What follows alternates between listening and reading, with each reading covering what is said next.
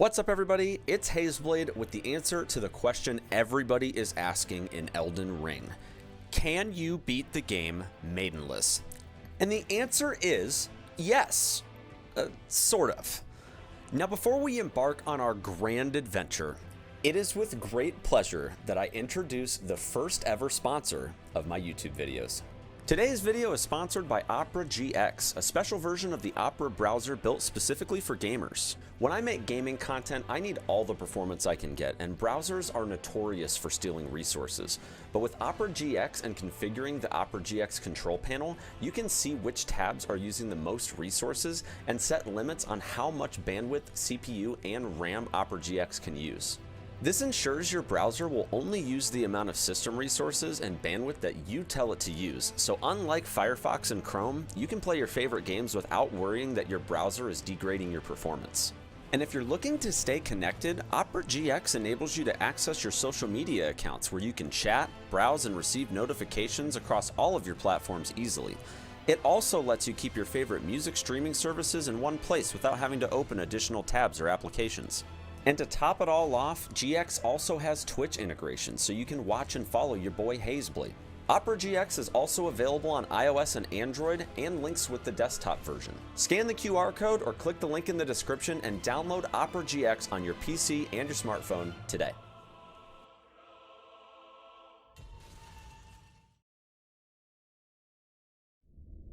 Greetings, traveler from beyond the fog. I am Melina.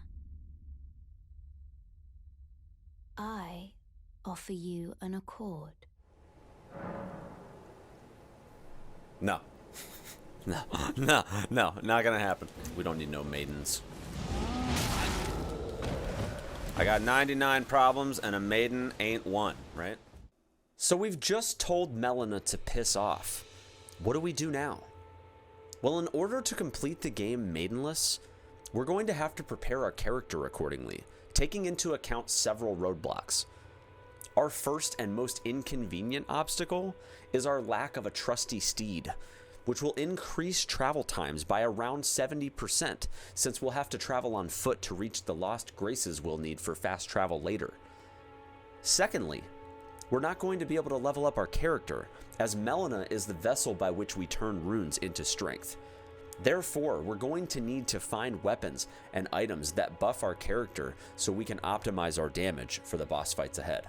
And if it isn't bad enough already, we also can't travel to the Round Table Hold, gathering place of tarnished champions guided by maidens. So with most of the major roadblocks mapped out, at this point we're going to focus on setting up our character. There's some decent armor and weapons early on, and we can also grab Radagon's Source Seal to boost our stats the equivalent of 20 levels to make up for the lack of maidens. We also have access to E.G., who might not be a master blacksmith like my guy Hugh at the Round Table Hold, but he can still upgrade our weapons all the same, and even sell us some Somber Stones to get us started. Great, so we got some badass weapons and armor, and now we just kill all the bosses, easy, right? Wrong. In preparation for this video, I knew that even if we killed the bosses all the way up to Morgott, we would not have entered into Melina's Accord. Therefore, we would not have a way to ascend Rold's Lift and reach the mountaintops of the giants. But Hazeblade, you said you could beat Elden Ring maidenless. You liar. Well, this is where the sort of part comes in. Thanks to some speedrunning tech, we have a few glitches we can take advantage of to make this maidenless run a reality. In this run, I'm going to focus on using the wrong warp glitch. If you're unfamiliar with how this glitch works, I highly recommend that you check out a YouTube video to get a little bit more context. But basically what we're doing is we are tricking the game into setting our position to the default location of wherever we're wrong warping to. And in this case, we're trying to wrong warp to Farum Azula, which gives us access to the endgame areas early. That allows us to skip the capital and Morgott and killing shard bearers and all of those different things, which essentially makes completing the maidenless challenge possible. If we weren't using the wrong warp, we would have to use the zip glitch or the Pegasus glitch, which would allow us to get past the capital without the need to fulfill Melina's Accord and ultimately ascend to the mountaintop of the giants. So to start off, we are heading straight to Liurnia. The reason being is that Limgrave doesn't really have a whole lot of good items, and we need to reach the 4 belfries in order to perform the wrong warp to get us to Farum Azula. By the way, I should mention that this run was performed on patch 1.02 due to the fact that many of the glitches I considered for this run have been removed with recent patches. So once we're in Liurnia, we're going to go ahead and start picking up runes so we can upgrade our weapon. On the way to the 4 belfries, we're going to be picking up the Ice Rind Hatchet, and the reason that we're using this weapon is because it has some solid damage and low stat requirements. And as we mentioned before, we're not going to be able to level up our character, so by using Radagon's Sword Seal, we'll be able to buff our stats enough to actually be able to use this weapon one-handed, which will work really well once we pick up Royal Knight's Resolve later. We're also going to pick up the Glintstone Academy key, which not only gives us access to the Academy, which has some good gear by the way, but also to Volcano Manor, which we'll talk about a little bit later. After grabbing the Glintstone key, we're off to the 4 belfries, so we can perform the wrong warp to get to Farum Azula. At the top of the hill at the last belfry, open the chest, grab the imbued stone sword key, touch the Lost Grace, and then jump down the cliff and head to the 2nd belfry to open the portal to Farum Azula. Since we activated the Grace at the 4 belfries, our stored location to revive after death is at that Grace. So if we use the Memory of Grace while also warping to the Stormhill Shack, which has a default spawn point that's out of bounds, upon loading back into the game, we're going to be out of bounds, and when we quit out and load back in, it will change our default location back to Farum Azula, which is where we were once we performed the wrong warp. In doing that, it'll take us to the default location of Farum Azula, which ultimately puts us into Farum Azula, right after where we would normally be killing the fire giant and burning the Erd tree. Now, being able to wrong warp to Farum Azula is huge, not just for this run, but really in any instance where you need to bolster your character early on. The obvious reason being in this case that it's already near the end of the game, but more importantly, there is some good stuff here that's going to provide us with some major upgrades to our gear. On the journey to the Dragon Temple, where we'll be fighting the Godskin duo later, we can pick up a Hero's Rune, which we can use to get 20,000 runes, and a Somber Smithing Stone 9. This is going to make it so that our Ice Rind Hatchet is at +9 as early as possible before we even start killing any actual bosses. We'll wrap up this section by touching the Grace at the entrance to the Dragon Temple, and we'll be back later to deal with the infamous Foreskin duo. For now, we're heading to Iji, which you can get to either by running there, using the teleporter near the Academy, or performing a wrong warp from Farum Azula to the 4 belfries, which has a default location just outside of the King's Realm ruins. Now we're going to use that Hero's Rune and spend our 20,000 runes to purchase the Sombers 1 through 4 from Iji, and upgrade our Ice Rind Hatchet to +4. And now we're ready to head into the Academy and acquire the rest of our Somber Stones and a decent set of armor, which we'll be using for the rest of the playthrough. After we arrive at the Academy graveyard, we're going to cross the rickety wooden bridge and stay along the right wall until we reach a cliff, where we can drop down and loot the Carrion Knight set from the grave directly in front of us. From there, we'll move to the western side of that cliff and demonstrate some insane parkour skills while we scale the ledge of the Academy wall and drop down to another cliff where we can reach the Academy lift. If you didn't know already, at the bottom of this lift is an abductor virgin who is scripted to send you to Volcano Manor if it kills you while you are imprisoned within its body. You can find this out from patches if you progress far enough in his questline, but you do not need to meet him at all for this to work. Simply descend the lift, get abducted by the abductor virgin, and you'll wake up in Volcano Manor when you respawn upon death. Not unlike Farum Azula, Volcano Manor also has some good stuff that we can pick up to further buff up our character. Jump down into the lower part of the manor and head west until you find a fountain surrounded by lava snails. From there, we'll ascend the building on the left and grab the Somber Stone 6 on the roof, and head back up the stairs that we passed on the way over. We want to be wary of the man serpent patrolling near the elevators and carefully make our way onto the elevator. Once up top, there's a Somber Stone 5 on the right of the ledge, and after taking that, you'll go up the big staircase across from the elevator and try not to get wrecked by the Black Flame Monk as we head over to the lever that raises the bridge. Now, the reason we want to raise the bridge is because there is a Somber Stone 7 guarded by an abductor virgin that we can use the bridge to reach. Cross the bridge and parkour onto the gear on the right and carefully time the jump onto the ledge.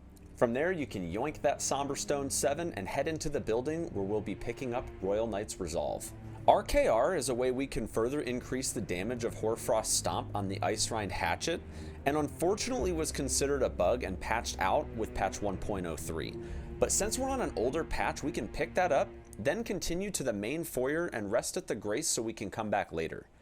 At this point, we need to get a Somber Stone 8 to finish off our weapon, so we're off to Caelid to get the rest of the items that we need to be strong enough to kill the bosses required to finish the game. To get to Caelid, we start at the gate front and head east across the bridge, then northeast to reach the Third Church of Marika, where we get a Sacred Tear and the Physic Flask. To the northeast of the church, behind the bushes, is a teleporter which will take us to northeastern Caelid. From there, we'll head south across the bridge where Flying Dragon Grail is patrolling, and climb the hill past the Minor Erd Tree and run east to reach Fort Feroth. Inside this fort is Radagon's Source Seal, one of the best talismans you can find in the early game, and in our case, it will make us strong enough to wield the Ice Rhine Hatchet with one hand. Go inside the fort and climb the ladder on the other side of the building, then turn right and drop down onto the roof. Look for the second hole in the roof and drop down, then make a right and be careful of the rat as you loot the rune 12 and line up the jump to cross onto the hidden part of the second floor. There's a huge rat around the corner, but once you get past it, you can drop down to the part of the first floor that was inaccessible from the entrance and loot the legendary Radagon's Source Seal. Now at this point in the run, I was being stupid, and instead of getting the +8 Somber Stone from the Scarab near the Divine Tower in Caelid and taking my Ice Rhine Hatchet to +9, I did a bunch of unnecessary things like killing the Godskin Noble in Volcano Manor for the Godskin Stitcher. That ended up being a waste of time because I could have just put RKR on my starting weapon, as the no FP glitch only works on a weapon when you lack the stats to wield it. I also forgot to grab the whetstone from the ruins on the way to Caelid from Gatefront earlier, so if you hadn't done that in your run, definitely go do that, put RKR on whatever weapon you want, and head back to EG and upgrade your shit. Mishaps aside, it's time to deal with the Foreskin duo, and my suboptimal decisions here are about to catch up to me. I've practiced this fight a ton due to its gatekeeping tendencies in the any % speedrun, but because of my low level and RKR consuming FP, it took me a few tries to get them down. Oh! Ah!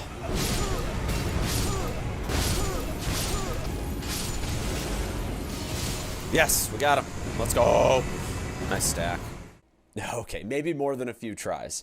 If I'm being honest with myself here, I really should have taken Ice Rhine Hatchet to +9. I reckon the damage increase alone would have put me at enough of an advantage to deal with them in just a couple of attempts, but fortunately it's just the one boss, and after it dies, we're picking up the Somber 8 and the Ancient Dragon Somber Stone, and we're getting our Ice Rhine Hatchet to +10.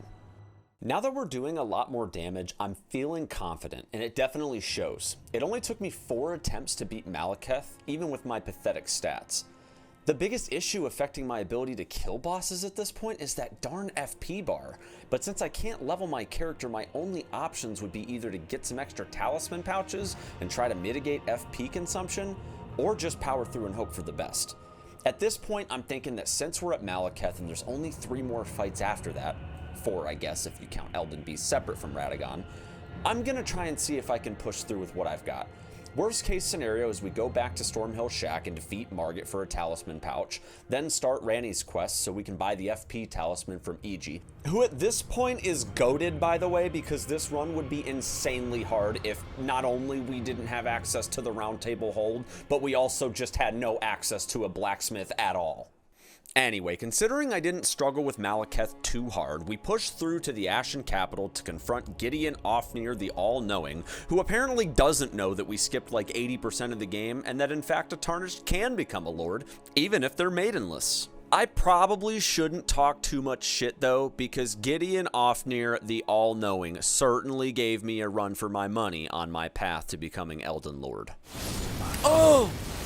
Oh! Oh!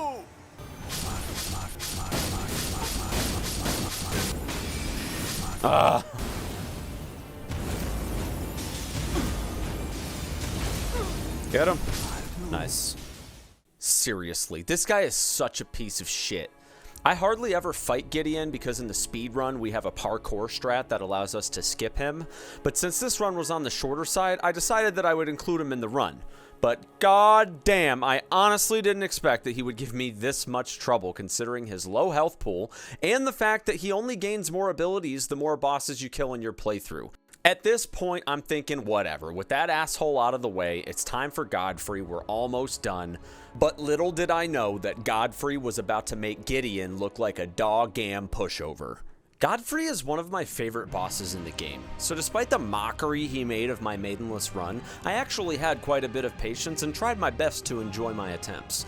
Honestly, the worst part was getting teased with a kill, only for my death animation to complete before it gave me the remembrance, so I had to keep trying until I finally got the kill. No! No! Dude, god damn it! Gotta be shitting me, dude. It took me over 25 attempts to kill him, which I'm definitely not proud of, but when we're doing these fun challenge runs where I'm not running against the clock, it gives me an opportunity to try new things, relax, and just enjoy the game.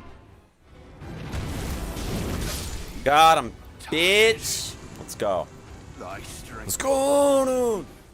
At this point, the only thing standing between me and claiming the title of Maidenless Elden Lord is Radagon and the Elden Beast. And considering he is actually part of the speedrun and that I didn't struggle too badly with Malekith, I thought this was going to be relatively simple. But boy, was I wrong. With my insanely low FP bar, even with enough flasks, drinking in the middle of the fight was far less than ideal. So as I mentioned earlier in the video when I contemplated detouring for some more items, after an hour of getting brutally owned by the Elden Beast, I finally decided to pull the trigger and I ended up going to Stormvale Castle for Margit's Talisman Pouch and Godric's Great Rune. I also made a detour to the Carrion Manor to start Ranni's quest and get the FP Talisman from EG. With my newfound power, I returned to the Erd Tree, and in just a few attempts, I was able to overcome the vessel of the Golden Order and claim the title of Maidenless Elden Lord. Yes! Let's go, Maidenless, baby. We don't need no maidens, let's go! Yeah, who needs maidens? That's right. Got 99 problems, and a maiden ain't one, all right? We got him. It was kind of a meme challenge run. Like I said, I mean, the zip speed run is maidenless, but I feel like that's just not really fun from a, like, can I beat Elden Ring maidenless perspective. I did use a wrong warp, like the same wrong warps that you would use in the any % route, but, like, it's not possible without glitching to beat the game maidenless. So, I mean, you have to use some form of glitch, and I felt like the wrong warp was arguably the more appropriate of the options. Like, we could have made it like an AR run, and maybe I'll do an all remembrances maidenless run eventually. Well, there you have it, folks. The maidenless run of Elden Ring is complete. Maybe I'll do an all remembrances version of it in the future, like I mentioned during my live stream. But before I go, I'd like to ask that if you enjoy my content, I'd greatly appreciate it if you'd consider leaving a like on the video and smashing that subscribe button and ring the bell next to it so you'll be notified whenever I've got something new and exciting for you. I also want to thank OperaGX for sponsoring the video. And for those of you that don't know, I stream full-time over at twitch.tv/Hazeblade, and you can find me on social media at HazeBladeTV. Thank you all so much for watching, and I will see you all in the next video. Take care.